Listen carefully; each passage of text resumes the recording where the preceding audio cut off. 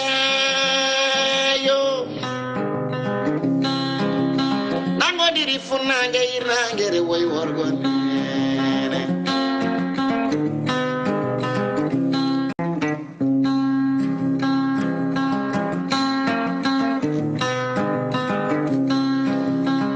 olel pindi koy loti do e Dakar njeeyo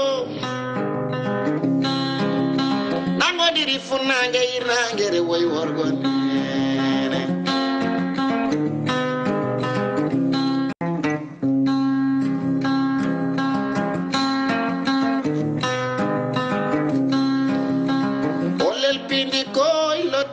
do e Dakar njeeyo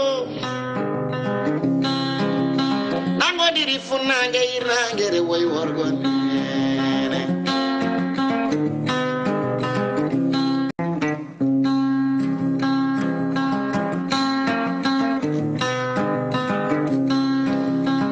olel pindi koy loti do e Dakar njeeyo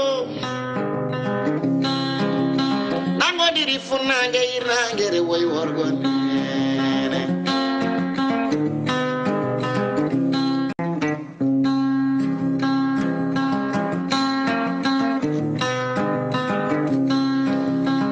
olel pindi koy loti do e Dakar njeeyo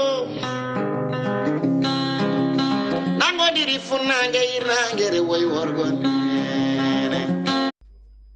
assalamu aleykum wa rahmatullah bandiraɓe tedduɓe yeɓoɓe Ayaw Pindi TV wonɓe nder leydi Sénégal ha e bowal leydi mone mon foof salminama e inde manama e yettode sikala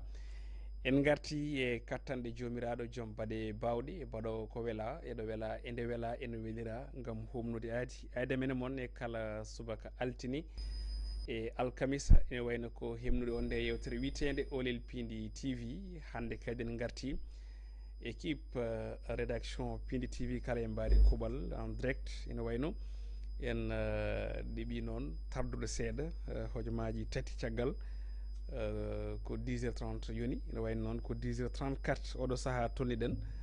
eɗen jaada hen e rédaction kala e mbaɗi kuɓal toɓɓe kewɗe gownoɗo arɗeɗe kala ne wayno ne teska ma gar kañumen foof e mbaɗi kuɓal ko adi foof dokken konngol Halimata Oumar Dia debbo mo jaara e jammule salmodira e bandiraɓe ko adi kiɗen dok konngol Elhadj Abbas Sarr. Halimata assalamu aleykum. Waleykum assalam wa rahmatullahi taala wa barakatuh. Amadou Moussa Anne mi salminima caggal ɗum ko salminde bandiraɓe yeɓoɓe Ayaw Pindi TV e oɗo saaha mo gonɗen e yewtere men Olel Pindi subaka taw ko Pindi TV kona ɗum ko salminde Elhadj Abbas Sarr mo gonduɗen ɗo kono kadi en mbiɓe bisimilla mabɓe e yewtere men ko noon ɗum noon ɓe mbi mba sikki ala namdade mo no subaka o beele embouteillage tampinanima. embouteillage hande kam ne tampini seeɗa so Allah sa ummima lawne sa renaki a yettota ko law sababude embouteillage o hunde hamnide seeɗa kono noon juste pour añde woten keɓɗa ñanden ko kadi toppir micro ma o ala micro ko an jotto he sa joɗaki fod micro ma seeɗa sa joɗaki micro o tan beele nanen ko haalte ko dande an walla Elhadj Abbas Sarr so tawi on joɗaki micro o tan haydara caɗele je pense que c'est bon maro moƴƴi ok yo micro ɓaɗo huno kowi mayen deglu ɗum plus tard inchallah au fur et à mesure noon ko noon a weltanama no fewi Elhadj Abbas to jungo men ñaamo Elhadj galle o Elhadj assalamu aleykum. waleykum salam wa rahmatullahi taala wa barakatuh. Amadou Moussa Anne en jetti Allah en juule rasoul makko sallallahu alayhi wa sallam en calmini dendagal yeeɓiyankoɓe Pindi TV to mbawi wonde kala en calmini no bani men debbo kino wiide wona bandi debbo hono Halimata Dia mais également en calmini aussi dendagal ɓe gandanɗa hoore mabɓe tabarakallah machallah nen jokki e meɗen gam heɗadi walla yebde Olel Pindi subaka yo Allah hokken vraiment kala ko wawi yewtede ɗo kadi wawa famede no hannirta ni Amadou Moussa Anne. ko noon ɗum noon min mbi mba kadi walla minen fof min mbi mba tan ko ɓuuri raɓɓidde ko e weltanade mo aussi e ko yowiti e ɗin ɗon konngude on ɗon duwaw ɗum noon paaɗen koye programme men no gowɗen wadde kala subaka altine alkamisa hande ko ni siforto ma en gaare météo du jour kabaruji weeyo ngo caggal muɗum ma en gaare éphéméride du jour woni ko hakkillaji poti jaggude e oɗo ñalawma hannde e on tuma pawten hen ko bloc d' information woni actualité woni kabaruji tawi jaten hen koye Halimata Dia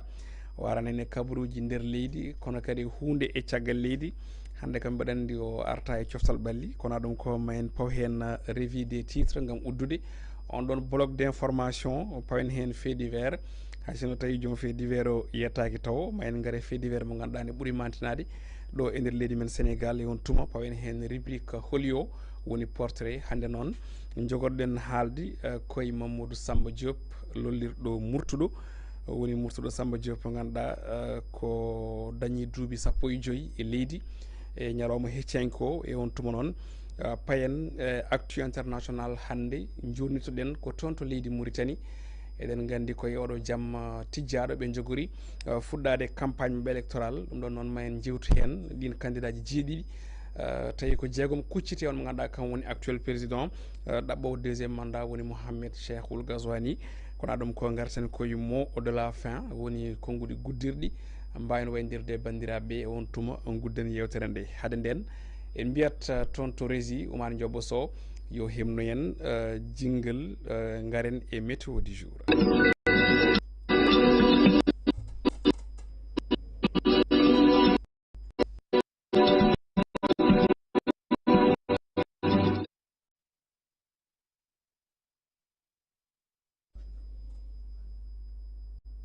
Météo du jour woni kabaruji weyngo gumriɗi en toon to ANACIM agence nationale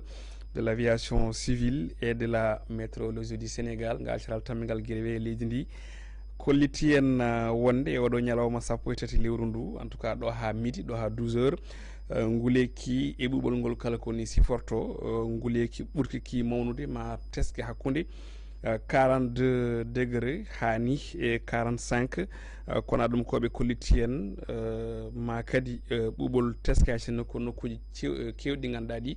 ko jimɗe ma e hango ngo ɗo e wuuro lamorgo ngo Dakar ko hen jeeya fini ɗo ko 25 degré maɓe ñaldu 30 toon to Thiès e Tivaouane ɓen piniri ko 23 ɓenne keɓori ñaldude ko 34 Mbour ɓen piniri ko 26 maɓe ñaldu 32 ko noon e Saint-Louis Sénégal banggo ha to Dagana ɓe piniri ko 23 maɓe ñaldu 31 Podor ko falde Elhadj Abbas Sarr wondude Halimata Dia ɓen piniri ko 26 kono nguleki ma teske ha 45 degré en tout cas ɗo ha midi Louga fini toon ko 22 maɓe ñaldu 37 ko noon Linguére fini toon ko 25 ɓe keɓori ñaldude ko 42 toon to Diourbel ɓe piniri ko 25 e oɗo subaka maɓe ñaldu 39 Kaolack ɓen piniri ko 26 maɓe ñaldu 39 tigui toon to Kaffrine ɓen piniri ko 26 maɓe ñaldu 42 Tambacounda e Koumpentoum ɓen piniri ko 29 maɓe ñaldu 41 ko noon e Bakel e Goudiri ko palɗe e nder on diwan mo Sénégal oriental ɓen piniri ko 31 maɓe ñaldu 44 Matam fini toon ko 31 ɓe piniri ko ɓe ñaldata ko 43 Kédougou fin toon ko 26 e oɗo subaka maɓe ñaldu 39 to Kolda ɓe piniri ko 27 ɓenne ma ñaldu 40 degré Ziguinchor e Bignona ɓen piniri oɗo subaka hande ko 25 maɓe ñaldu 39 ko noon toon to Cap Skirring ɓe piniri ko 26 ɓe keɓori ñaldude ko 34 toon to Sédhiou ko toon battinortoɗen fin toon ko 26 maɓe ñaldu 39 ko ɗum wonno ko ANACIM hemnuno en e oɗo subaka hande woni agence nationale de l'aviation civile et de la météorologie du Sénégal caral tammigal gueɗe leydi ndi joni joni paɗen koye éphéméride du jour ɗum ko caggal nde 10 heures fayi hojomaji 40.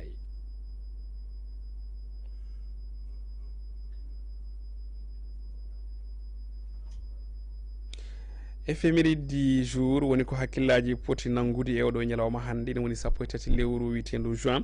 hitande ujunnaje 2024 ko noon tigui éphéméride du jour nde wayno ɓe gandini en e oɗo subaka hande walla e oɗo ñalawma ganduɗa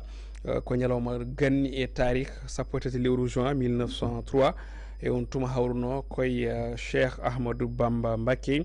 ina jagga tawi fawimo junggo ni ko ɓen ɗon colonial française woni jimnoɓe leydi men e on tuma tawi ɓe nanguimo ko toon to Daaru Marnane o waɗa noon ko wiyete ko placé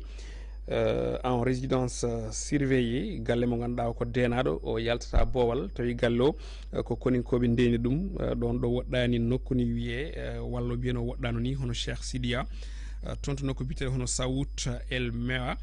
toon to Mauritanie ko toon ne o heddi ha hitaɓe ujunere temedde jeenayyi e jeeɗiɗi 1907 hitande nde o arti ɗo e nder leydi men Sénégal sappo e tati lewru juin hitande ujunere temedde jeenayyi e sappo e goho 1911 e on tuma hawri koye oɗon mbiyen on ɗon terrain mo ganduɗa ko aviation toon to Bambey mbo capitaine Marcel Sidou kañum tigui aridno on ɗon biplan Farman ko laano wiyete noon o waɗi ko wiyete ko jillu weeyo essay mbiyen ko fate banggue diwde gam wadde essay on ɗon avion tawi ni toweki makko tolninoma e 50 métres to hakkude makko e leydi o jimi noon on ɗon terrain mo ganduɗa ko terrain d' aviation escale toon to Bambey e guure taariɗi ɗum caggal muɗum noon mbiyen o waɗi distance ko tolni 30 kilométre ko adi komi juuro ne way noon ɗin ɗon ɗen laaɗi ɗiɗi ɗi ganduɗa de ko baɗetnoɗo essai mbaɗino kadi gaddanoma ɗo e Dakar ñande sappo e goho lewru mars hitaɓe ujunere temedde jeenayyi e sappo e goho tawi ɓe gummori ko toon to Bambey e on ɗon terrain d' aviation e on ɗon hangar mo ganduɗa o ko jaccinanoɗo toon to rewo on ɗon escala sappo e tati lewru juin hitaɓe ujunere temedde jeenayyi e sappo e joyyi 1915 e on tuma hawri koye jaltugol aduna mo yarano e duuɓi capannayyi e jeenayyi wiyete ha joni ko Amédée William Merleau Ponty gouverneur général de l'Afrique occidentale française AOF tawi ni nde o rutti nde lomtima ko François Joseph Colozella sappo e tati lewru juin hitande ujunere temedde hitaɓe ujunere ɗiɗi sappo e jeenayyi woni 2019 e on tuma ina wayno hawruno koye guddidgol toon to hôtel mbo Pullman ɗo e Dakar on ɗon 8e édition biteɗo journée de la femme digital woni JFD tawi titonde ɓe cuɓinode koni wiyete woni elle change le monde omo wayla aduna o kanko debbajo tawi ni ko ɗum yewtere adide waɗe ɗo e dunde Afrique on ɗon manifestation ni fuɗɗino ko guila 1913 guila 2013 mbiyen tawi fuɗɗinoɗen golle ko français biteɗo hono française Delphine Rémy Boutang tawi on ɗon debbajo koko teskino darde rewɓe to banggue digital saabi noon o wi holko jeeyi sababu ɗum mawnintake ɗo e dunde Afrique beele ɓen rewɓe ne mbawa yitade koye mumen sappo e tati lewru juin hitaɗo ujunnaji ɗiɗi woni l'an 2022 udditama tawi koye gardugol président Macky Sall won école de la marine nationale woni Eman tawi ɗum ɗon noon ko toon to nder camp militaire général Mountaga Diallo gonɗo e Bel Air Dakar on école noon ne wayno joopi tan ko heblude ɓen witeɓe marin tawi noon ko eraɓe yo kuccit e ko wiyete monté en puissance woni ɓen sembuɓe wonɓe maayo ngo tawi fandare mumen tan ko etade herƴinde ko fati banggue gueɗe biyeteɗe exploitation pétrole et gazier kono kadi e yidde tajje ɗin kabluji sous-marin ko yewiti e daraniɗi ha joni économie numérique guddirten ko sappo e tati lewru juin hitaɗo ujunnaji ɗiɗi e sappo e nogas tati mbiyen 2023 udditiɗo e Dakar on ɗon conférence nen yewtere mawde ko wiyete conférence mondiale de l'initiative pour la transparence e ko yewiti e industrie extractive woni ITE tawi koye tawtorede ɓe ganduɗa kañumen goni mawɓe hewɓe to banggue dunde Afrique kono kadi ɗo nder leydi Sénégal tawi fandare nde wonno ko yewtidde e Sénégal e ɓesgu mumen to banggue société civile e ɓen ɓe ganduɗa ko hewɓe ɓe hakkillaji mon jaari to banggue fannuji kewɗi ha tengti to banggue hydrocarbure woni pétrole et gaz tawi Sénégal wonno koye heblanade hoore muɗum gam ko ɓoyata ene jogori nadde e production pétrole kam e gaz tedduɓe yeɓoɓe e heeɗiɓe ene wayno ko ɗum ɗo wonno ko éphéméride du jour hemnuno e newɗo subaka hannde joni joni paɗen koye actualité caggal jingle garten e debbo mo jaara e jammuli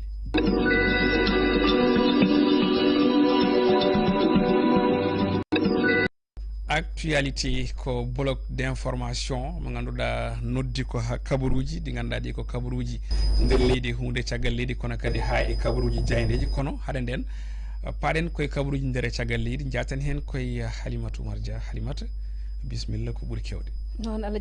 jarama Amadou Moussa Anne caggal nde calminmami ko salminde lawol gongol bandiraɓe yeeɓiyankoɓe Pindi TV ndeɗo yewtere nde ganduɗa tigui ine suumi actualité no mbiruɗa ni kabaruji men hannde noon gudditirten koye président de la république hono Bassirou Diomaye Faye caggal noon balɗe ko yaltani leydi ndi hannde o kay o fuɗɗitima ɗen ɗanle faade caggal leydi tawi noon o tindi ko toon to Freetown to Dowla Sierra Leone tawi kay ma o joɗoɗo e on fannu hono makko hono horejo ndin leydi hono on mo ganduɗa kanko woni Julius Mada Bio tawi toɓɓe kewɗe maɓe jewtu ɗum ko fati e jotodire hakkude ɗeɗo leyɗele ɗiɗi kona ɗum kalen e kabaru mo ganduɗa e oɗo saaha kay bandiraɓe foof nana motti poofali ɓen ɓiɓɓe leydi Sénégal tawi jeeyi sababu o ko yowiti e ussugol coggu guura ka hande kay laamu ngu ine anni tigui huccodirde e ɓiɓɓe leydi ndi gam haalde oɗon alhaali e nder ɗum noon ko on jagorɗo ko laaɗo kuuɓal laamu ngu ko kanko tigui jogori yaltude o haala eko yowiti eko laamu ngu ƴetti pellital e ngol ussugol ɗin cogguli guura ɗum ɗon noon ko caggal tan nde hoorejo leydi ndi Bassirou Diomaye Faye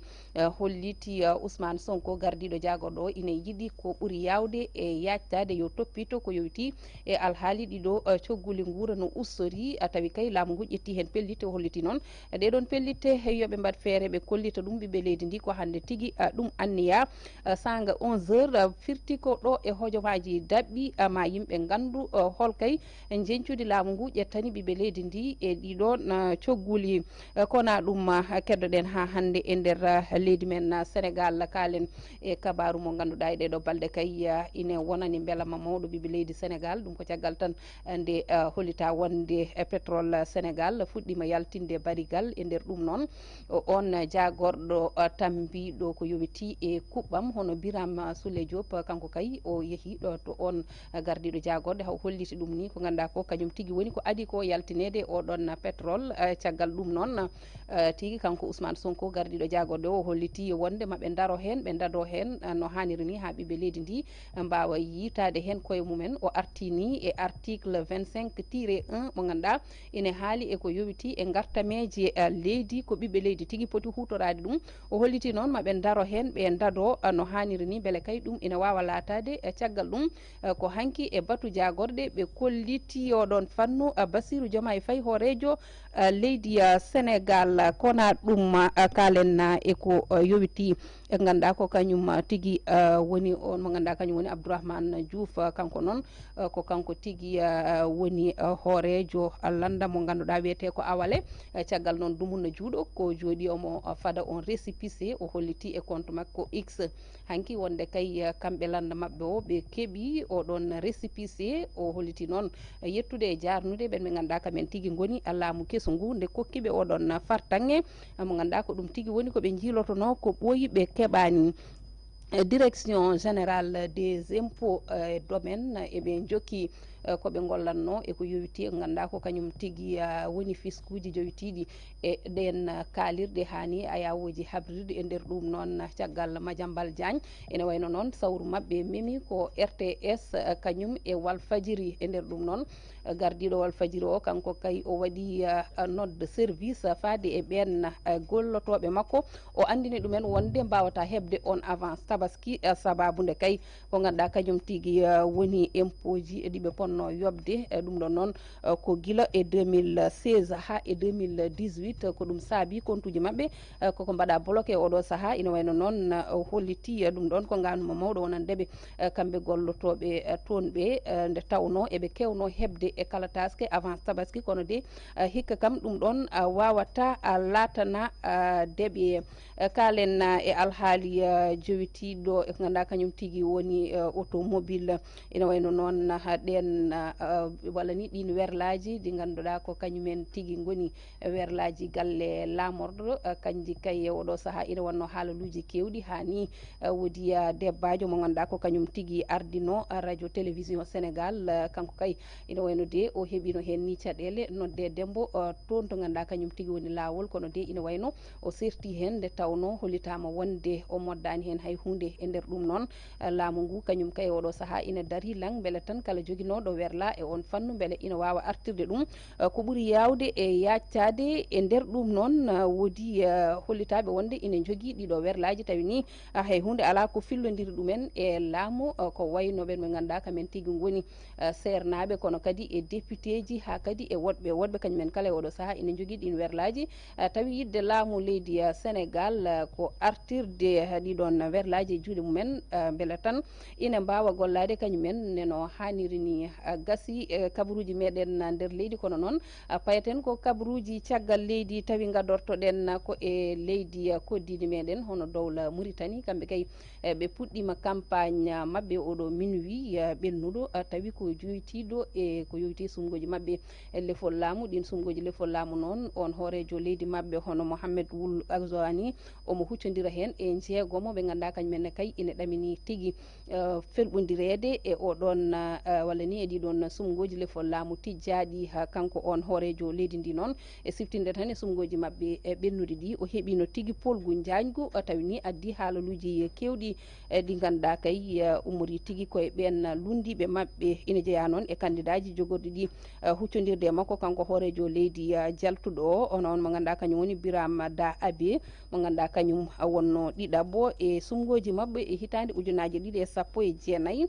kono kadi ine wondi e goɗɗo biyeteɗo Mohamed Lamini El Wawi mo ganduɗa kañumne ko o fonctionnaire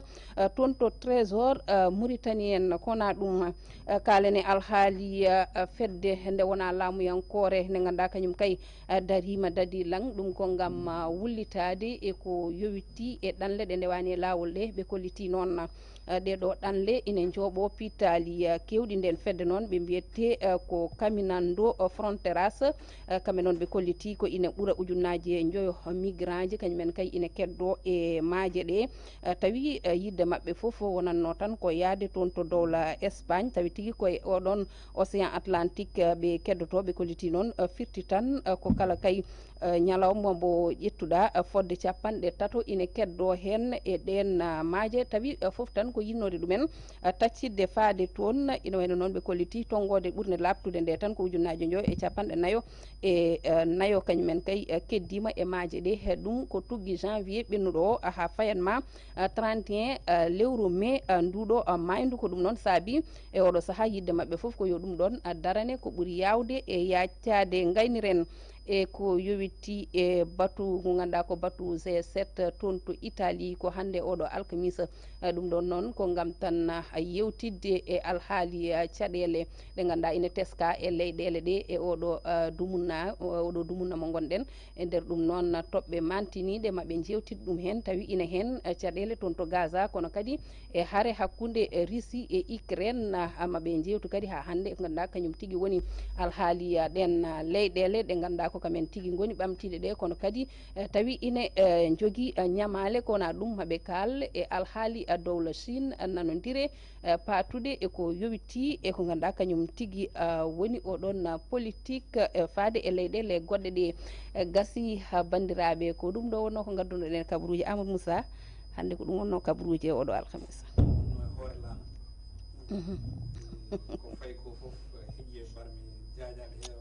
ala ko fayi ko heƴata e barme o sabu aɗa andi kabaruji kam wodat hen tan ko cuɓiɗa woda kadi woda ko goppuɗa koma suuɓe ko noon laaɓi lafti seɗata ɗar kadi wayino wayanno weltanama no fewi mi namdoto Elhadji Abbas seeɗa nde tawno won chiffre goto mo kabaruji ɗi mbaɗɗo avancé woni chiffre mo ganduɗa o ko ujunnaje 5 bani adama keddi e maayo ngo tuggude janvier 1er janvier ha 31 mai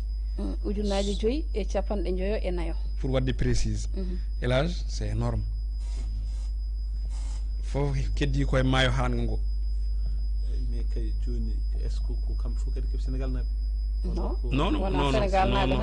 wona Sénégal naaɓe ko ɗum chiffre global kono kam ko Afrique naaɓe ko ɓuuri hen ko hewde en tout cas par ce que ne wawi wadde Syrie naaɓe ne wawi wadde leyɗele surtout leyɗele gonɗe conflit de africain ji en général wonde asiatique en e ko nandi hen kono kam africain ɗi kam kañum ɓuuri ɓaftude c'est une perte énorme ko hunde hulɓinide c'est ça vraiment wasirede kin tolno ko foti ni e aadeji te taw ko jomumen ni ko ummanode nokkuji men tan yiiliyade vraiment kono cuurdo mbasa pitel men ni ko hunde foti ni en ganduɗo hoorema vraiment on regrette beaucoup quoi ko vraiment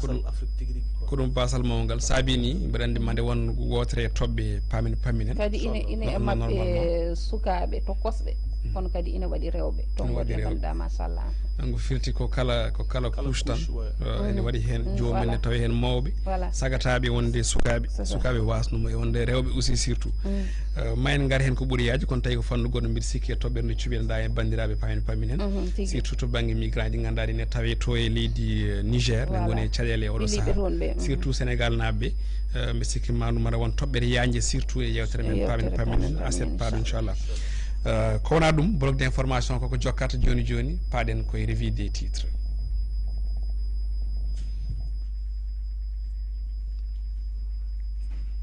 revue des titres ko sifa e kelle gadane jaadi leydi Sénégal Halimata Dia namdoto ko kayit muɗum journal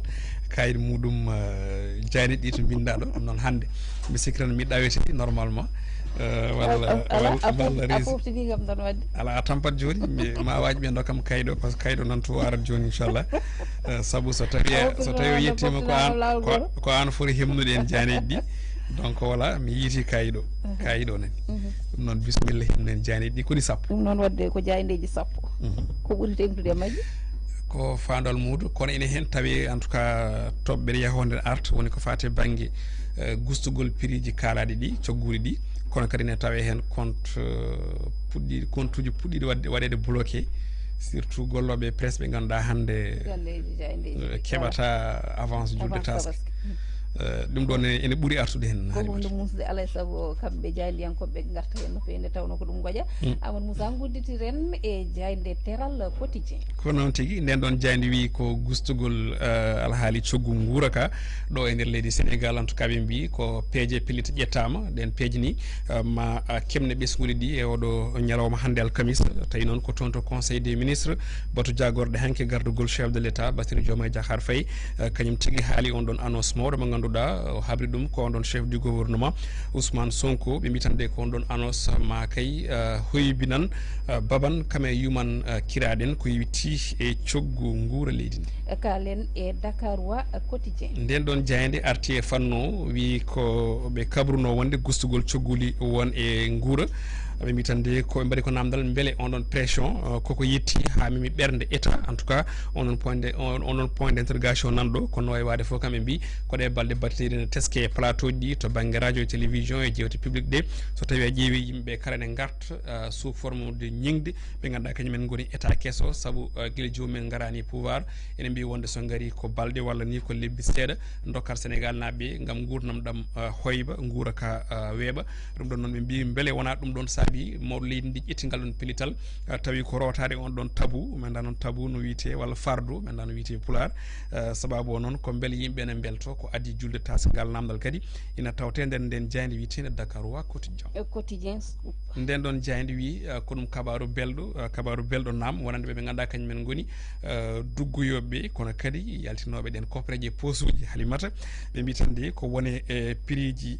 keesi ma gande e oɗo ñalawma hande tawi ɗum koko yewti e guura ka woni on ɗon kan guura ko noɓe mbiri hono consommation courante ɗum ɗon ma ande oɗo alkamis hande on tuma noon ko hoore leydi ndi Bassirou Diomaye Diakhar Faye eri on hoorejo jagorde muɗum Ousmane Sonko nde kay ha joni huccodirte e ɓesguɗi ɗi e oɗo ñalawma hande haɓraɓe wondene koɓe ɓami pellittide uste ko addi julde taske nde beele on ɗon panier ménagère ina wawa tigui hoybinede e hono no wiiri nden jayde ɗin ko godi kala ne jaaji nden jayde witede quotidien scoop jurnoɗen Walf quotidien nden ɗon ari no pulaar wertani ko joom buuru loppoto buuru muɗum ko saami foof hocca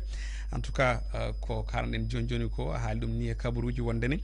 compte mabɓe o ko fisque leydi Sénégal waɗi ɗum bloqué banque uji ɗi kala toɓe gonno en tout cas waɗama bloqué saabi janenkoɓe mbi ko le fisque bloque les comptes de Walf en tout cas kala to compte mabɓe wonno tan waɗama bloqué hande mbaɗani hen accédé ko hanki noon node service mo ganduɗa kam tigui woni gardiɗo on ɗon galle Cheikh Niass habri ɗum wondene wonde julde wayata no wayanno e kala julde taske so fandima on avance hikka kadi newata ko sababu non ko nden nyamande impôt ndebe ndewete saabi non ben lawi hesbe bami pellital ene wayno uddude on don compte uji mabbe accident ina tawe nder nden jayne witende Walfa Quotidien do e Dakar limore nde e 2023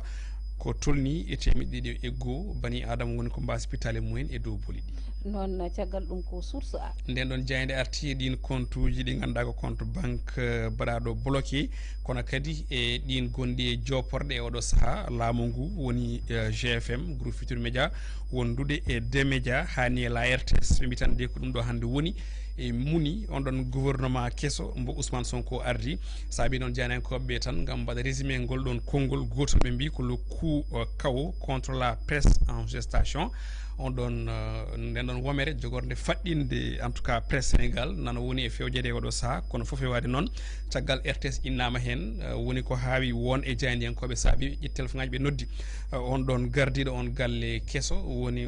on kesso gardido galle RTS woni Pape Alé tagal mudum non e téléphone o wi ko tinani wana note wana aussi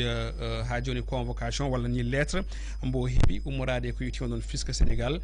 kono kadi o wiide makko do sa hande mbo manam o andani holno foti walla holko rewete on don RTS mbo rasintal ardino din kongudi kala ni jaaji e hella mabbe jeedi den den jandi witende source a jande Futur Media nde hono observateur den don wi ko découverte woni jitugol hani din forasuji hani e on négociation be kalata ko fati bangi pétrole be jiwtidi e on gonnodo do directeur général hono Petrosen woni on galle walla bien on société mo ganda kam tambi pétrole leydi ndi tawi on wite ko Serigne Mboup on don non arti jabtade be hen ko heewi e jitugol on don din bulli pétrole e ngaso din forasuji hani e négociation din contrat ji ciabidi ha heccangi Sénégal hebi barigal mudum garwaningal kanko don gorkaji non o loggani demgal jabtade ben jandi en kobe groupe Futur Media goddum ko tawete hen ko dum beto woni rapport mo ganduda o ko ben jandi en kobe mbadi fewde besnguli di kala temder namdado to bangi politique mbele jogi dum ko politicien walla be kedi ko religieux woni ben tambibi dini en tout cas capande jeegom e go jabti be kala koliti wonde ko dum insensible on influence mo ganduda ko ben ardibe ko fate bangi hono do ngo diine o be garti ha joni on don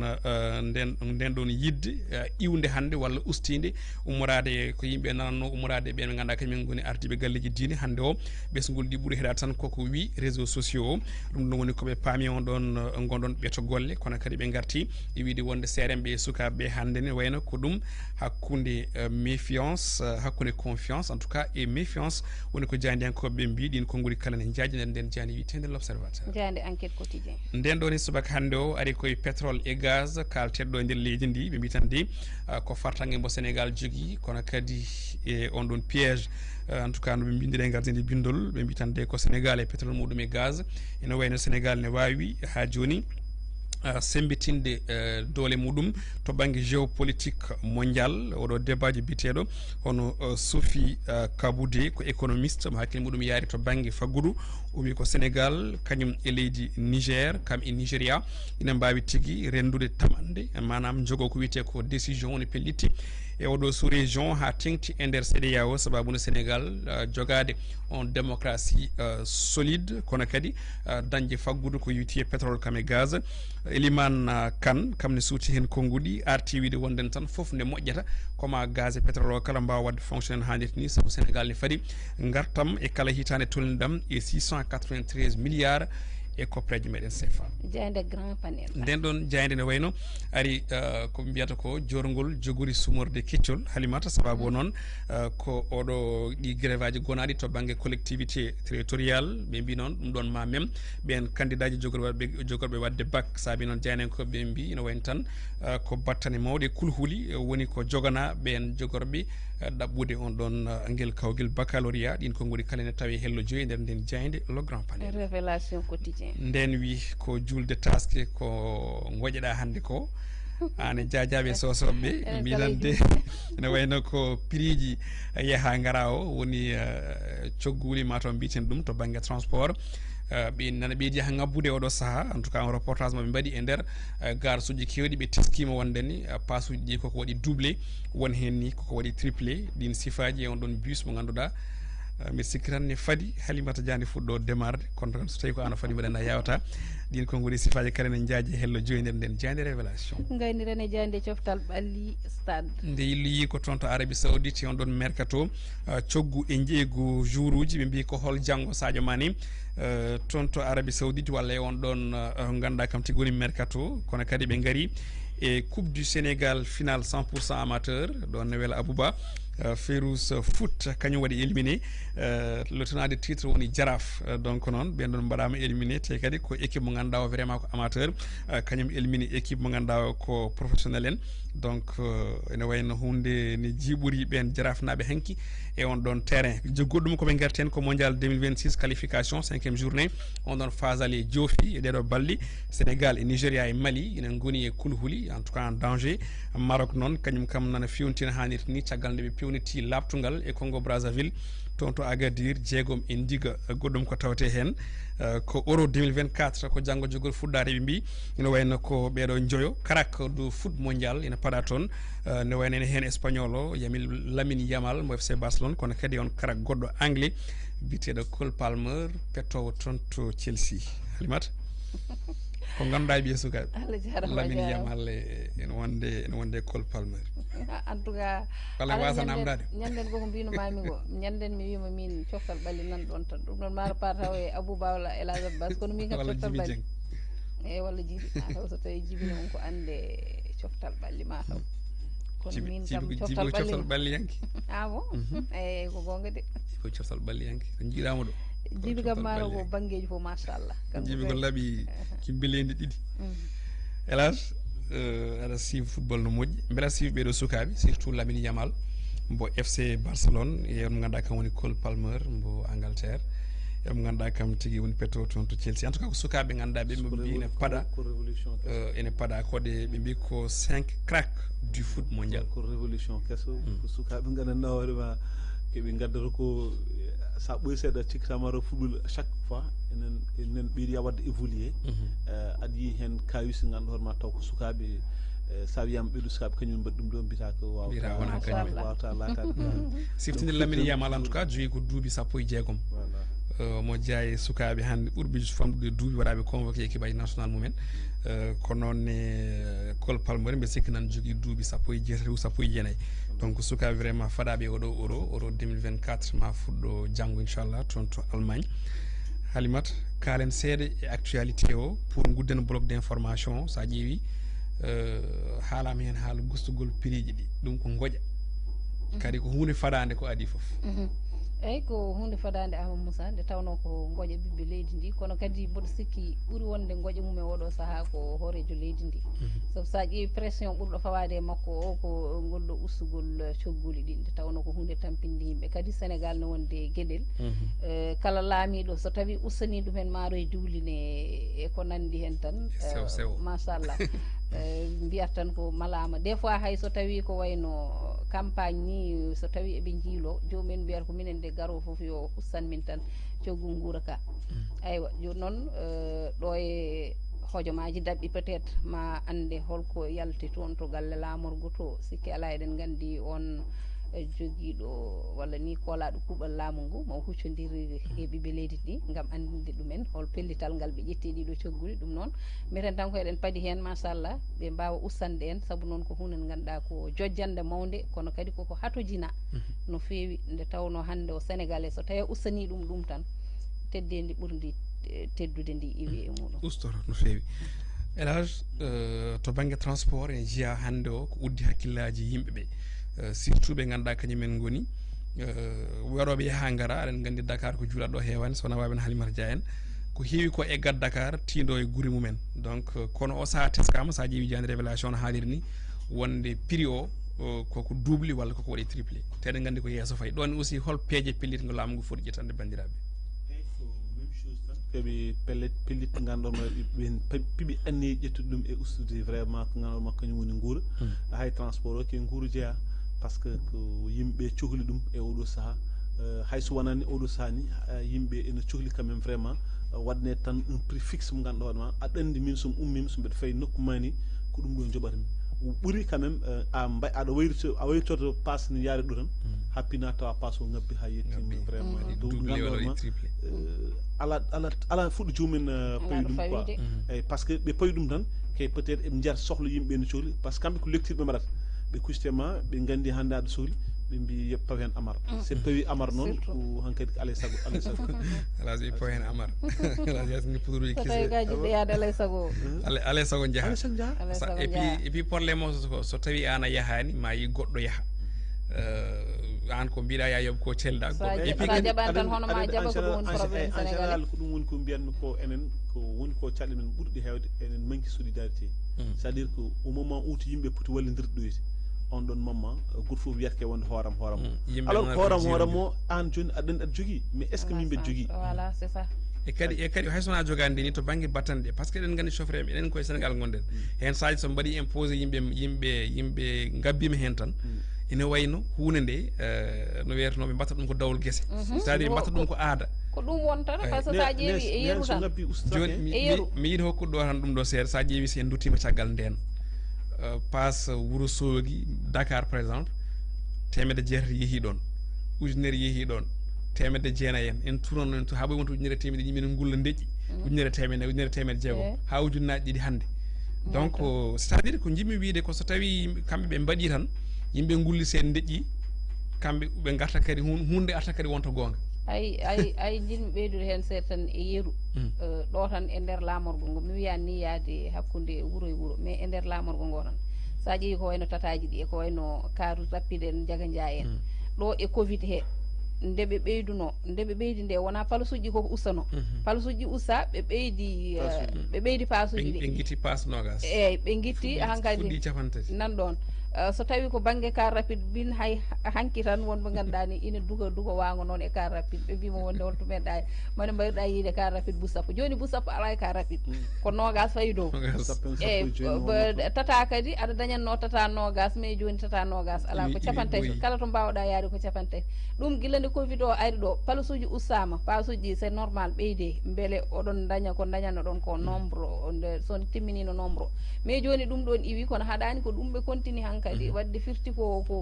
jeyno sababu ko iwi kono haɗani kamɓe ɓe batti ɗum lawol ɓe jokki vraiment ɓe batti ɗum dawol guese ko caɗele mawɗe ko noon toon aussi ko sensibilisation e ɓesguji ɗi ganda exactement kañumen won fodde manam jogui hakke mabɓe e transport am jogui hakke mabɓe e ñamere ɗe hande gouvernement hay so tawi affici prix ji sa ƴeewi waɗama e boutique aji ɗi gara tawa haygo darta kayiɗo d' ailleurs haygo darta kayiɗo e puis namdoɗa joom biye kilono fo ɓe mbaɗa kuule ɓe lelna kuule mabɓe haaɓe gayna ɓe mbiya numéro vert mo ganduɗa noddude hen ala ko heɓata te aussi waɗanaɓe numéro vert ɓe aussi kañumen ne mbaɗata respecté ko foti ko wadde respecté en tout cas ko caɗele mawɗe ganduɗa to jaaruɗa foof nan toon to banggue loyer o ƴeew hande no wirano ni wona wiyanoma yo usta kono won joom galleji en ɓe ganduɗa tan mbi kañumen hayso kuulal ngal lelima kañumen ustata sa wawa ustude sa wi adanaɓe lawol ɓe mbima yaltu galle ma gasi donc firti tan ko won peeje kam ko haale tan haɗane e boye laawi nayyi kono wona hunde yawre ha gasa on jarama bloc d' information ko ɗo haaɗi joni namdoto jingle toon to régie natanten ko fait divers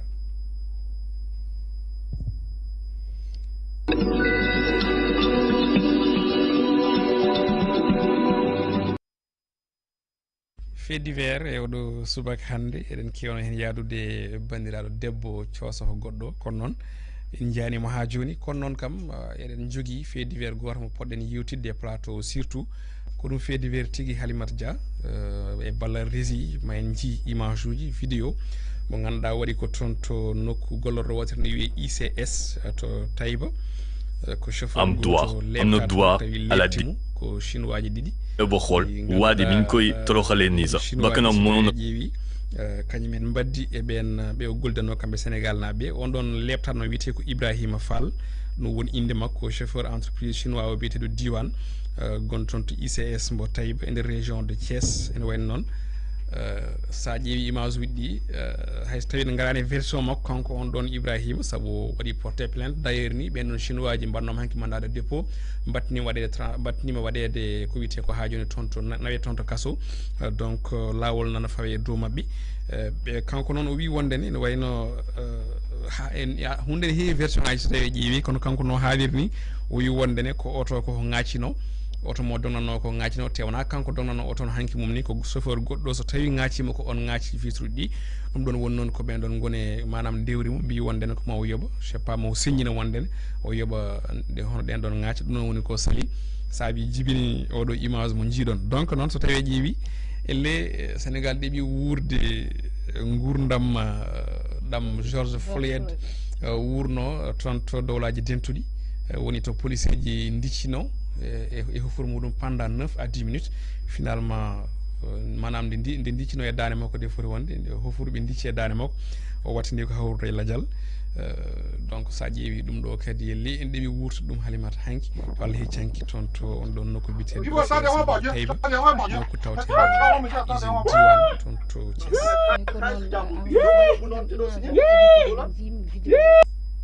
vraiment mi dañi ɓernde mettude ɓerdam muusi hen no fewi no fewi no fewi sababude noɓe mbaɗi moni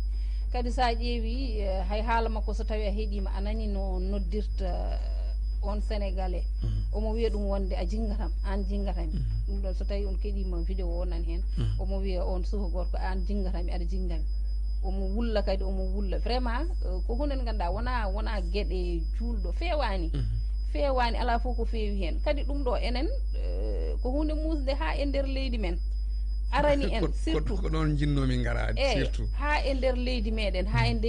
arani en yo tawen e nder leydi meɗen yo mbaɗen golle baaɗe ni ɗe ganduɗa ɗum kam neɗɗo ni fotani wadde ɗum aade hayso tawi ni ko jawdi e hoore muɗum jawdi tan neɗɗo fotani waɗirde ɗum ni noɓe mbaɗirni ala noon ko haali ko ganduɗa ko innama aade kadi yanti hen kadi baddaɗo mo jinganoɓe o kadi onne kadi ko Sénégal aɗa ɗum ɗon firti ko enen sénégalais ji komin koni hulɓini komin koni yumini komin koni ne hamni so tawi ko gonga lawol yo waɗe hen yo lawol waɗe hen nawedeɓe kam e dumbirdu ndu sokoyedeɓe c'est très normal kadi so tawi kuule ƴettama hen kadi yo won kuule kisɗe kadi tawa janggo e jaam ko wayni ina wasa wattude version ji ɗi noon ne kewi no kalɗa ɗo joni ni won kadi wiɓe warno ko namdade salaire makko e ko ɗum jeeyi sababu ɗeɗo lebte ɗeɗo caɗele kono ɗum fof kala hen ko wawi wonde kala ko wawno wonde woni ko caɗele ŋaccalto oto o yo wonto caɗele salaire ko kantori surtout ɗo sinno ko sénégalais chinois toon to Chine o haltanta ɓe kaltanta ɗum bande kadi hay sowona Chine ni joni joni ha fuɗɗima memde hen seeɗa kala jaaro e leyɗele Afrique centrale ɗi ene andi vraiment kamɓe so tawi ɓe tawi ɓiɗɗo leydi ne haaɓe e neɗɗo arani ɓe namdota ko hol toñƴo ɓe namdota ko rendini ɓe jantata koye ɓiɗɗo leydi ɓe piya étranger ha gasa noon so gasi haala ka fuɗɗo haale taw donc noon enen en jaani ɗum ɗo en en mbiyani noon yo yimɓeɓe daro piya étranger ji walla mbaɗɗumen provoqué Sénégal andira ko ɗum nam kono so tawi neɗɗo o toñama ina fiye ene lebte kono min jiimi ɗo henna tan ko ɓeɗon Sénégal naɓe collégue aji makko Sénégal naɓe ko yidɓe wadde maintenir hono salaire aji mumen walla yidde vraiment yidde jokkude golle mumen tan manama nden ɗon gollorde mataw saabi ni saabu ni vraiment mataw ko ɗaminare elage commentaire ma e oɗo image fait divers vraiment en ɗeɓi dañde George Floyd Sénégal version Sénégal Ibrahima Fall min kam ko muusal tigui muusal ha ko ɗon wawi hade en ɓernam nde no muusi sababude kadi ɗum kadi bettani hen am Moussa aɗa andi haalu pulaar kamɓe kala keeɓe kaali accu hen hakkille ma rek so ɓooyi tudde ma yi ɗum yimɓe mbi sagat so yawama tan ke jaɓɓal mum yiya sa yi Sénégal yawa ke mum woni par ce que kamɓe dokki étranger ji fartange mo gandanɗa hoore ma o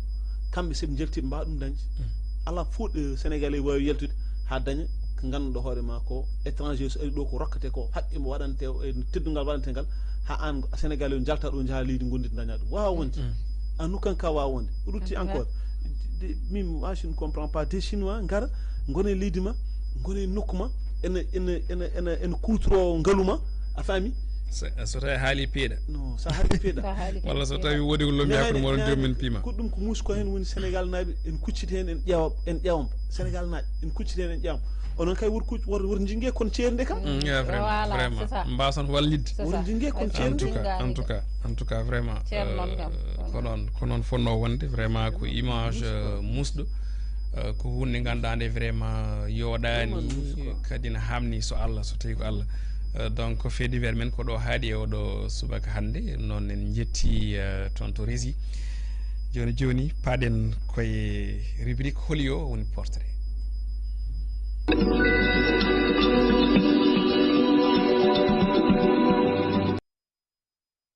portrait no gowɗen wadde kala altini kam e alkamis ene wayno hannde kadi jatten hen ko Elhadj Abbas Sarr Elhadj Abbas hannde gadduɗa ko ngaari mawdi normalement woni Mamadou Samba Diop lollirɗo murtuɗo donc Elhadj jubbande ko waɗi keɗen jaha toon to rési eyyi ko noon hannde gadduɗen ko Mamadou Samba Diop ɓurɗo lollirde murtuɗo ko gorko mo ganduɗa hoorema kaɓinonoɗo darinonoɗo walla jeynoɗo fittanu mum ni sababude leñol pulago eyyi ɓuurani ɗum konngol makko en jeyano e konngol makko min pular ɓuranimi nenam ɓuranimi babam ɓuranimi gurnamam ɓuranimi foof konngol ngol noon sa hettaki ɗum no fewi a wawata ɗum ngol famde so comme par exemple neɗɗo so dari wiya won min ko naggam ɓuranimi nenam ɓuranimi babam sa ɓurani wonde nanɗo a famata eyyi ɗum waɗi minen mbiɗa heewi noon nande famde jiidani te kadi ko haari ko waɗi kadi hunde ko noon foti e makko non mais ça c'est à dire que haala ka ko tellement o yiɗi rokkude valeur pulago o rokka ɗum valeur ha gandanɗa hoorema neɗɗo foof aɗa foti andude tigui rigui ɗum ɗo woni ko ganduɗa hoorema foti wonde darde ma e ɗum e pulago kanko e wonɗon slogan 3 woni 3K kaso kannar no kaso karawas e kasanka voilà kaso kasanka e kan fof o fondi hen en tout cas e nden ɗon darde makko ɗum noon gam ko neɗɗo baɗɗo fayida murtuɗo Samba Diop ko neɗɗo baɗɗo fayida hayni ko addi ko inde makko murtuɗo nde ko haalullaji mawɗi gonɗi ɗon mais aɗa faama quand même sagara baɗono makko wiyata men e dancita hono makko de kono weeɓani ko noon ɗum noon en mbiyat toon to rési yo hemnu en ngol ɗon cimtol on rubrique portrait holi o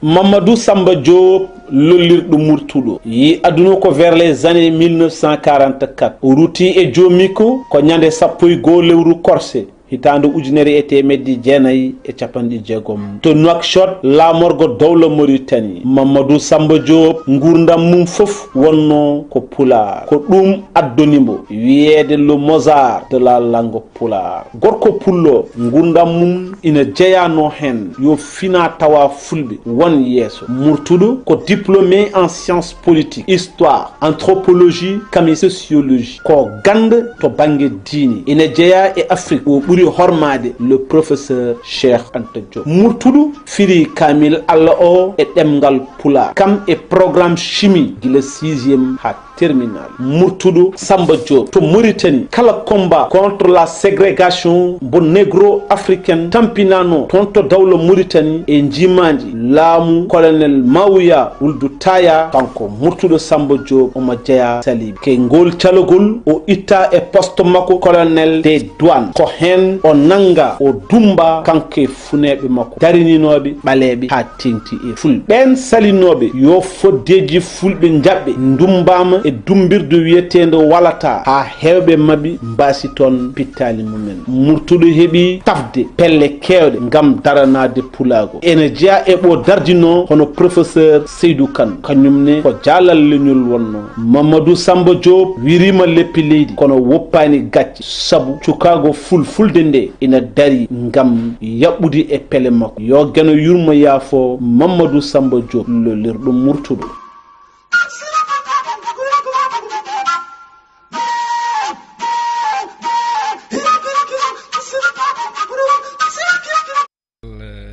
Allah jarama e ngol ɗon cimtol tawi ko Mamadou Samba Diop lollirɗo murtuɗo Halimata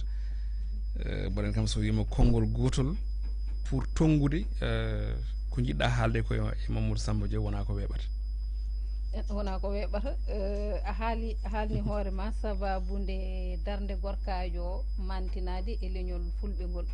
ɗum noon so tawi a wiyama konngol gotol ya waɗ morlal jiila kala e makko vraiment ko hunde nde ganduɗa kam a ɗawama ko heewi déjà sabu ko haalte makko ko wiide Amadou Moussa en mbiyat tan yo yurmede Allah wone makko yo Allah yurmomo yaafomo kanko e maaɓe julɓe kala eɗen gandi ko le 11 juin oɗo wonno siftorgol mayde makko e siftorgol ngol noon Amadou Moussa ngol ganduɗa min mbiyatmi ko so tawi ko gonga enen fulɓe surtout pelle ɗe hande no mbayi hewde ni pelle biyoje ɗe kañumen darani ko leñol ngol e ko nandi hen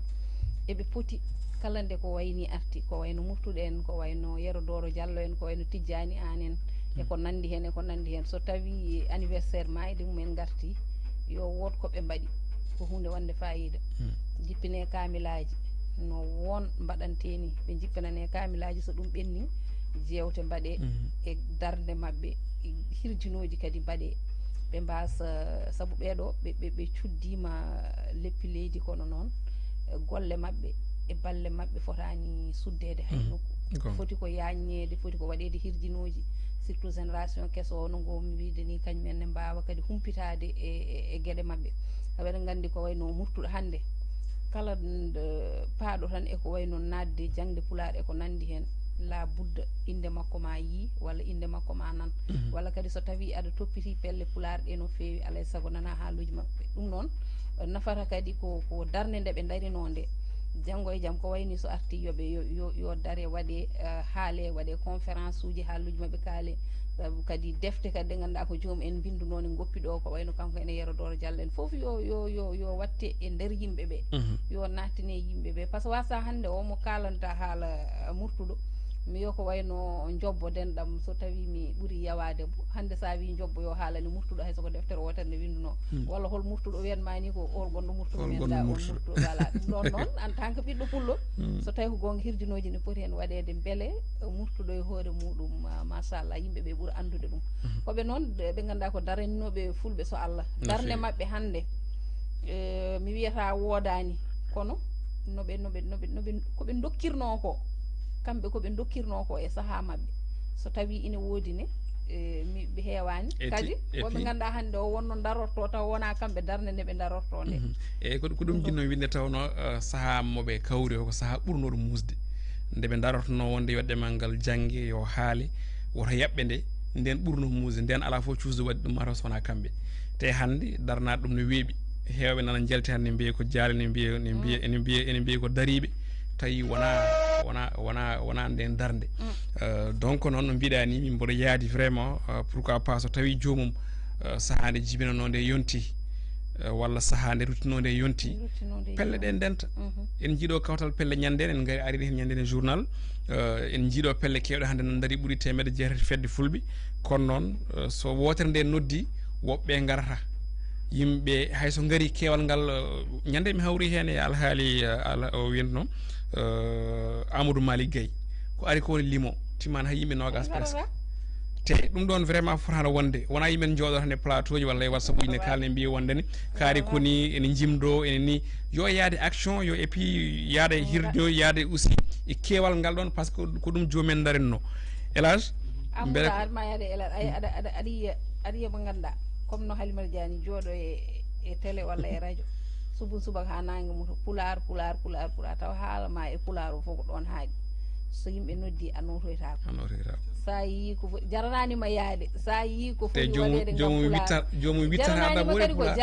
ko jarantunoɓe ko woni holɗum an sikkuɗa hande hol biyowo ne woppa hande golle muɗum sababude daranade hay goto holɗum dañata ɗum nan ɗon Allah won ballota élage ko haalte murtuɗo ko ene heewi so tawi ko Allah par ce que ko vraiment ko jaaral mawgal gadduɗa hande rubrique holi o fala budde noon yimɓe jewta hen donc holno pamirɗa haala won ko haalet ɗo ko beele ko manque de volonté leñol ngol gonga e gonga walla koko leñol ngol noddata ko woni ko ala e muɗum e Am Moussa aɗa andi mbi sikki hanki wonno walla taw heccanki enen jewtanno mbimami Am Moussa aɗa andi fulɓe waɗi ɗumen hawnade ko ene mitti famminde malgré keɓe jogui ko malgré atuji ɗeɓe jogui ɗi foof malgré ko Allah fecciɓe ko metti min hande daña hande sundo hande ko leƴƴi goɗɗi joguino baɗon murtuɗo Samba Diop wona kaɗo haal haalte wona ɗo wona kaɗo haal ɗo fawte ɗo en hulɓini mais enen malheureusement bon mi anda hol koni caɗele meɗen mais so Allah e nder meɗen enen manki volonté manque de volonté on de volonté en ngala softede e walla ko yimɓe noddata ko est ce que nane d'ailleurs c'est ça le problème ko noon quoi ɗum waɗi ɗum aɗen neɗɗo au moins beela tigui rigui jara kamɓe ko jarannoɓe ko ɗum foti ƴeewede beela hande en jarani yimɓe an biɗe e wonde min ɗemgal ngal ɗo en jarani kam kannar en jarani kam karawas en jarani kam kasanki te ko ɗum wuuri o fiyama hen fiyama yaltima hen tan ko mayde mais hay noppi makko ɗi ko hanno ko c'est ça ko bonno ko noppi makko ɗi ko ɗum tarikh mawɗo mo ganduɗa nan ɗon o fiyama hen o sohama hen voilà yaltima hen ko kasanka murtuɗo wasi hen golle makko surtout en tout cas ko ñaganade ɓe Allah ɗo ɓe mbawi wonde foof kamɓe ɓen ɗon do Allah yurmtoɓe yafoɓe ɓe jettini mission ngaji mabɓe ɗe heddiɓe yo yimɓe tinno ƴettude initiative ɗeɓe joguinoɗi beela leñol ngol en wasa sarade wasa sakade beela kadi en wawa ɗuminde ay min joni hande min kam potim tan min potim jeeyede ke ko ganduɗa fot ɓurɗo wawde lollinde murtuɗo pourquoi par ce que min so tawi hande mi yiiɗi pular walla mi ɗimini e pular ko kanko murtuɗo rewda ɗon par ce que o ari hitande wotere ɗon e Dimat ko anecdote goto mo ganduɗa hoorema mbiɗa siftanoro ɗum bandiraɓeɓe ndo ari ɗon e Dimat o tawi min ɗon o wi e wonde o namdi beela est ce que mawɗo wuuro ngo ene wawi pular bon yimɓe mbimo omo wawi pular kay par ce que pular o wi est ce que omo jangga ɗum o winda ɗum min mbi mawɗo wuuro noon mi sikkani o wi est ce que éliman wuuro ngo ko noon min mbi ala o wi wadde wuuro ngo boni o wi fonnoɓe haalde pular so tawi kañum kutoro pular so tawi kañumen ene wawi hay so tawi en kaal kutorto ko ɗemɗe goɗɗe pour mbawde famminde yimɓe o wi wadde wuuro boni o wi gaaremi bujomon mbeɗa wonde e mine formation accéléré mbeɗa wonde e bandade debbo goto hande nen Afrique du Sud ne wiye Kadia Diagne o buji min ke nder 3 jours min e nder balɗe tati o bujimi bujande ganduɗa hoorema nde hen mbawmi windude hen gandimi alkuli pular hen mbawmi yaltinde gueɗe kewɗe ganduɗa hoorema ko hande nafi kam caggal majjum mbaɗimi poursuivre jangde nde nafimi murtuɗo ko neɗɗo ko kawisi hay e nder jewte makko a andata oɗo kawisi ko ganda ganduɗa hoorema ko Allah tigui feccuno en ɗum mais enen malheureusement en mbawa wonide ganda ɗum tan woni caɗele meɗen enen Fuutankoɓe walla enen Fulɓe a jarama hélas a jarama no fewi noon Halimata noto rési kona ko information ji ɗon moom ƴewannomi ko alhaali joni ga ɗum jinda beela aɗa hokkude information kono noon ɗum noon maar haade min umma ɗo wadde mamin kalfin ɗum tawi vraiment ko hors caméra hélas paaɗen koye rogguere men wattinide presque woni actu international tawi ko toon to Mauritanie paaɗen Mamadou Samba Diop murtuɗo ko mbañnajo ko Mauritanajo donc sen daña transition ya toon to leydi Mauritanie mais haade nden yahanen détour toon to plateforme YouTube o garna hen commentaire uji bandiraɓe ƴeewen koɓe kaali bisimilla ko noon wadde enen en hono biyeteɗo Djiby Dia kankom o salmini tigui Amadou Faye kañumne addi calminal mum fewde Pindi TV Mouhamadou Lamine Bousso kañumne ko calminade tigui hokki en wondude Souleymane Diawo Abdou Diatta kañum ko wi ko Ola Buenas Dias mi sikku ɗum espagnol no portugais je pense portugais donc ko Pindi TV en tout cas ko wayno wonde fof mbeɗen tan fotata wonde ko calminali kam ko calminali ko noon tigui rigui Seydou Sar kazalika onne aussi salmini en jarni en Yaya Diallo machallah yooɗi feewi weeli Pindi TV Moussa Dianor kañumne wi ko bonjour Pindi TV bon Dianor mi sikku ko joola walla ko Dianor non Dianor ne wodi sebbe e fulɓe ko Dianor ɗo Fayen Diata en fof noon ɗo enen kay ɗo en Abdoulaye Ly machallah ko noon Amadou Faye kañumne ko calminali Mamoudou Sissoko machallah kanko o jarama Fatoumata Mal on en calmini ɗum o wi Oulimata Dia on beltanama donc kanko ko indi Oulimata Dia o ɓuuri suɓade o holliti wonde en beltanama tigui rigui Oumar Sow ko noon machallah Diaw wi ko biyon bon kanko ne kay mi sikki warte espagnol wal portugais o salminama kanko no jarnama Djibril Niane kazalika kañum mi sikki ko ɓeɗo tigi woni ɓe gandanɗa hoorema ina dañina tigi rigui wawde hebde calminaɓe walla taw noon ko Aliou Wane mo ganduɗa hoorema wi on reçoit de bonnes informations ici merci à vous donc kanko ne en calminimon ɓayde ko wan mais ko hayli ko kadi ɓugon par ce que hono makko en keewi kolliti wonde information ji gummotoɗo ɗo e Pindi TV ko ɗi information ji dewɗi lawol te ko labtuɗi te ko pertuɗi ɗum en jetti Allah en jettinimoɓe Allah Moussa ko ɓeɗo goni jarama en jettiɓe mbawi jokkude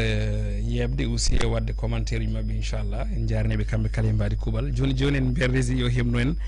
mataw ko namdal battiningal ngal namdotoɗemo hankiddine yo ɓerde deej woni actu international tawi jillotoɗen ko toon to Mauritanie ko noon rési soit taw parde ɗum noon sikki ala en jaaha directement mbiɗen ni ko sans transition men dani holko nayi kam rési donc Halimata Elage hande yurnito meɗen fay ko toon to leydi Mauritanie e oɗo jamma beɗɗo sanga minuit so tawi e ƴeewi minuit hande so yoni ko nden campagne électorale mabɓe udditta gam sumgoji lefol laamu arini hen nane e journal ene wayno noon oɗon campagne présidentiel o jogori wadde ko ñande nogas jeenayyi lewru juin nduɗo nde gonɗen ko campagne mbo 2 semaines jonte ɗiɗi ko candidat ji jeegom noon kuccodiri e Mouhamed Ould Ghazouani ɗin candidat jeegom ene hen ɗiɗo tawtornoɓe sumgoji battidiɗi ɗi woni Brahim Da Ould Abeid ko militant des droits humains daraniɗo foddeji bani adama toon to leydi Mauritanie en 2019 kanko wonno deuxiéme e on ɗon ɗin élection ngaji présidentielle ene hen kadi candidat Mohamed Lamine El Wavi on ko fonctionnaire toon to trésor mauritanien ɓeɗo kala ɗiɗo gonno candidat ji ancien ɗi ne waɗi noon keesi ɓe ganduɗa ɓe ina hen ɓeɗo woni Hammadi Ould Sidi El Mokhtar candidat mo ganduɗa ko parti garowanijo parti de l'opposition mauritanienne woni le parti islamiste du Tawassoul e hen avocat aussi député on ɗon coalition FRUD El Id Mohammeden e professeur mo ganduɗa ko yaari koto banggue alhaali hono jangguinde yimɓe ko fate banggue fannu Rafi Thielle walla ko nandi hen o wiyete ko Ousmane Soumaré ene hen aussi candidat mo ganduɗa ko formation AJDMR woni Ba Mamadou Bocar en tout cas ko ɓeɗo kuccodirta e Mouhamed Ould Ghazouani kono tampere nde woni caɗele ɗe kulhuli ɗi koko heewi yiyede Afrique o c'est à dire ɓesguli ɗi candidat ji opposition ɗi foof jogoto goƴaji mumen ko wondene sumgoji ɗi kewani yuɓɓinede no hannirta ni kewani rewde lawol elle koko waɗa ko watte préparé ko wiyete ko hold up électoral donc ɗin goƴaji noon woni ko teskaji ɗi dumunnaji kala e meeting aji mabɓe e conférence uji mabɓe majorité ji mabɓe woni ko ɓuurin ko hewde mbi tan wondene ko commission électoral indépendant o yo ɓuur ha joni wadde ko wiyete ko transparent woni yo laɓɓin ɗum ha laaɓa ceer avant vote e jour J e caggal vote kono won information de taille gonɗo yirlade oɗo satan to leydi Mauritanie on information woni koɓe mbi wonde à partir du 14 woni janggo walla hande ni le 13 ma coupé internet leydi ndi sababu noon ɓe dallodiri wondene ko câble sous-marin o ina waɗi caɗele woni câble de ɗo e Sénégal rewi ɗo ha Afrique du Sud e aduna o foof mbi on waɗi caɗele donc Mauritanie ma perdu alhaali ko yiwti koye internet donc noon won haaluji goɗɗi jalti mbi o coïncidence kam ko woni beele wona sababu élection ngaji ɗi gaari tan eɓe kuppa ɗum ɗon goɗɗum kadi ko armée ne heewi hande e nder nokta ɗe guure mawɗe ɗe foof gendarme ɓe militaire uji ne keewi hen donc on ɗon intimisa ko mbiyata ko ɓe jiiɗi wadde intimidé ɓe ganduɗa kañumen goni opposant ɗi ɗon ko noon ɓen mbiri no wawi wade foof Halimata ko ɗum sumgoji en tout cas ɗi murtannaɓe paadi e oɗo saaha ko noon eɓe paadi ɗum no feewi ɗum ɗon ko kalɗa ɗo joni ko so tawi ko coïncidence ɓe mbiyata ɗum ne ma won ɓe ganduɗa mbiyata ma won ɓe ganduɗa ko prétexte jagguirta ɗum saabu oɗo tuma kam so Allah won peeje e peccorɗe kewɗe ponnoɗe waɗede ha ganduɗa ɗum ɗon wasa wonde hayso tawi koye kaɗon gonka ɓe gonno ɓe goni oɗon situation de toute façon ɓen ɓe ganduɗa kamen goni tambiɓe goomu sumgoji ɗi kam ɓe kolliti yidde mabɓe ko yuɓɓinde sumgoji ɗi tawa ko sumgoji ɗi ganduɗa ko transparente kono kadi tawa kadi ko gondiɗe e deejre ɗum ɗon noon woni ko yiɗa ko kono kadi ɗum ɗon beele ma weeɓ saabu a haali joni en gandi ko ɓuri heewde leyɗele Afrique so tawi yimɓe ne tiinde sumgoji tan jiyata ko lundiɓe ɓe ina kaala ina gullito bang yo bang wonde yo sumgoji ɗi ndewne lawol so tawi kadi poolama kadi ɗum kadi ɓuri heewde kadi ko yiyete aya kamɓe ni e ɗiɗo sumgoji mabɓe ɓennu tan so tawi mi juumani sumgoji mabɓe mai législative on o gardiɗo leydi ndi e oɗo saaha président sortant o en jii no foldini ayi no way yajde saabu so tawi député ji ɗi ko 176 a dañi 107 ɗon nguɗon polgu kam jaajgol muɗum so tawi ko gonga wona yajde tan ɗum ɗon caggal ɗum en jii ɓen lundiɓe ɓe gulli bang yo bang wona e lawol rewani e lawol kono haɗani jomum joɗade haɗani kadi jomum en wadde déroulé ko mbaɗatno ko en tout cas ɗiɗo sumgoji kam so tawi ko Allah ko heewi ina yiye Afrique kono Mauritanie eɗen gandi ko ɓuri toon heewde ko Mauritanie ko caɗele mawɗe kamɓe kam ma mbiya ni ko heedi heede mo ganduɗa ina fumini donc wiide tan yallah walluɓe ɓe juɓɓina ɗi e dow jaam kadi tawa ala caɗele ala probléme kono noon ko yiɗa toon ko kam mi sikkani sone weeɓa sikkaka en tout cas sikkaka Elage ko hande campagne électorale no leydi Mauritanie uddite Mauritanie ley ko leydi ma an mi sikka aɗa andi Nouakchott seeɗa udditi min wona hande woni hande à minuit hande ko alkamis gonɗa ko en direct aussi an min gandirmami ka datno ñalawma kono dattude yimɓe ñalawma ɗum de kawisa hélas no way eyyi aɗa andi Mauritanie no hawni seeɗa bon ɓuuri hen hawnat fof quand même ko kamɓe nde ɓe jiɗirni ko noon tan ɓe jawtinirata gueɗe mabɓe ɓe jiɗini laamu ngu no yiɗirni ko noon yewtinirata gueɗe mum par ce que c'est inimaginable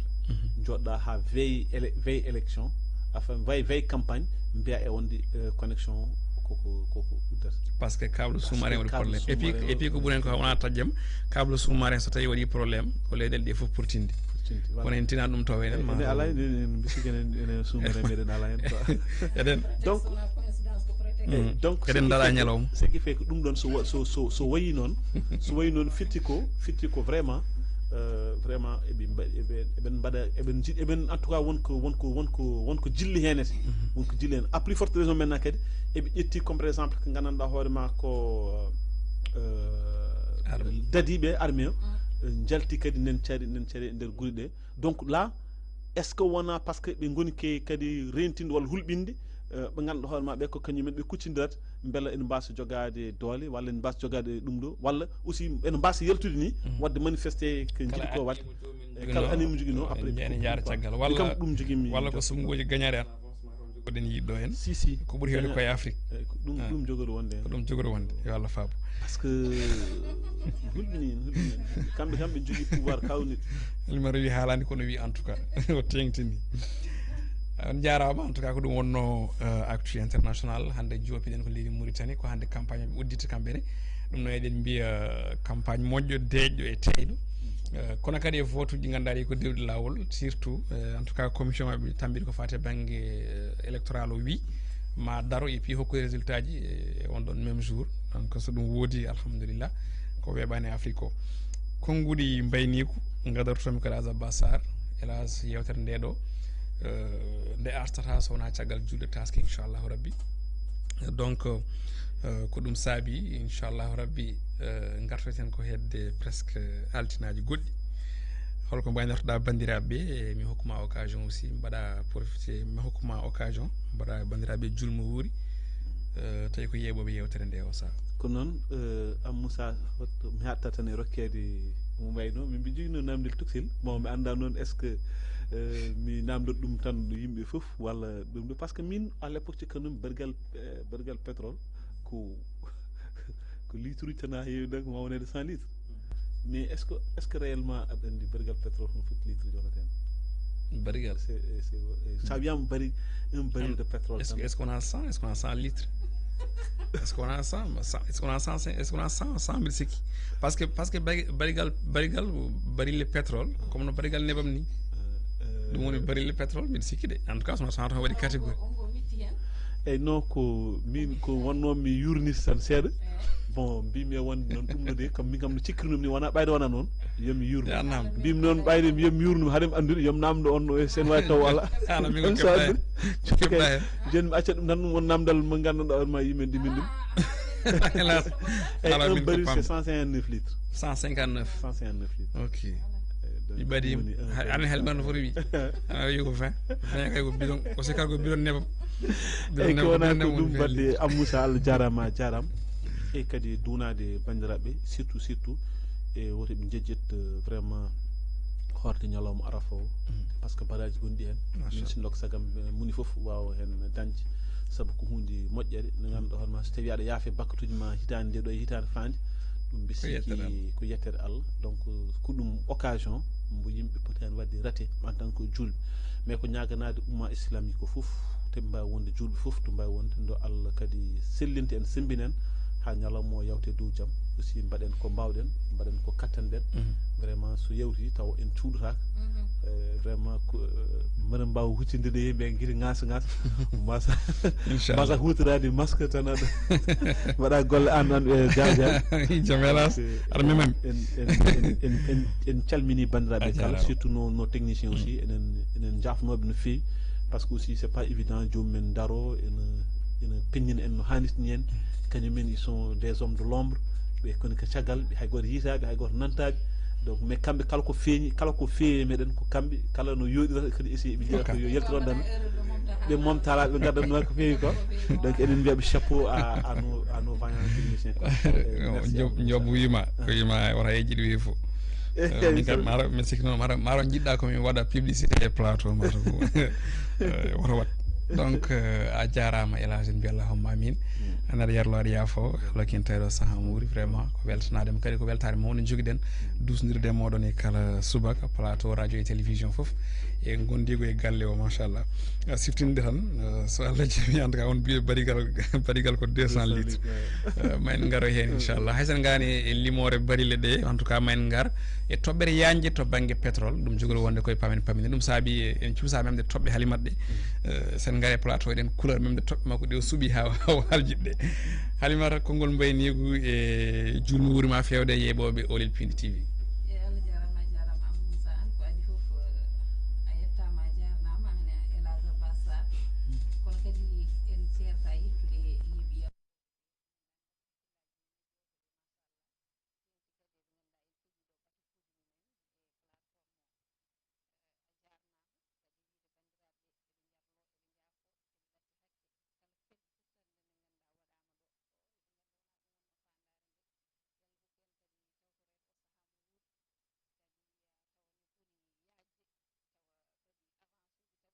wodi tawa kalirɗe ɗe ko nandi hen taw hunde ne yaji taw kadi pétrole ari ha heewi wondude kadi guura ka kadi coggolɗi ustama no hanniri ni ɗum noon Allah jarama on jarama a weltanama bandiraɓe eɓe mbiye tan yoɓe gaccu hakkillaji mabɓe e Pindi TV en jetti noon haralleɓe no Elage wiri ni vraiment en jettiɓe kadi eɗen jafnoɓe no fewi amma Moussa kongolam battinigol ko mbete message Elage o a heeɓi ɗum message o kay ko min ñumantomo yo haal yimɓeɓe han gonɗa ka faama ala wona on message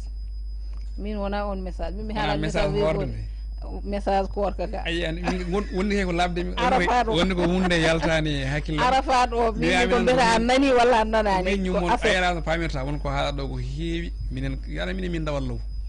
ɗon min kaldata noon ko ɗon hoccata konngolɗi ɗon ñumontomo wona gueɗe ana famani a jarama Halimata a jarama Elage oɗon jarlo oɗon jaafo technicien men aussi eɗen jallo en jaafo hakke gondigal surtout hettoɓe kadi eɗen jarlo eɗen jarlikinoɓe eɗen jafnoɓe so tawi ko noon wiite eɗen ɗaɓɓa mabɓe yaafoy tan lawol gotol hakkude kaalowo e kiɗiɗo ɗum noon eɗen mbiya yo Allah hokken tawde o saaha mo wuuri ko wona ɗum ko hokkude ɓe aadi inchallahu rabbi caggal julde taske so Allahu lamɗo jaaɓi ma en garten aussi e sembe kese so Allahu lamɗo jaaɓi e doole kese e sifaji goɗɗi ɗi ganduɗa ɗi ko ɓeedoji sembitinde yewtere nde so Allahu lamɗo jaaɓi ɗum noon on jettama noon kala e mbadi kuuɓal to régie Oumar Diobbo so caméra ji omo ganduɗa kam tigui woni Abou Ba wondude Djibi Dieng générique ko Ali Fall yaaɓe yaal fof en jarniɓe kamɓe fof ɓe mbaɗi kuɓal ɗum noon yo Allah hokki en julde moƴƴere Allah hokki en aussi yaade e jaam garten e jaam tawten jaam aussi assalamu aleykum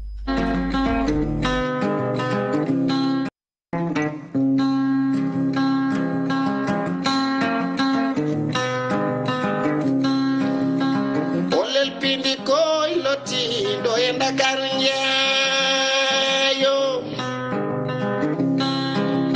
nangodiri funange irnangere woy worgon nene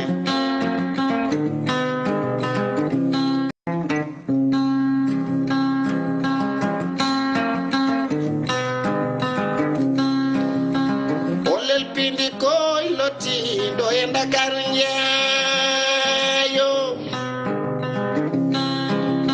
nangodiri funange irnangere woy worgon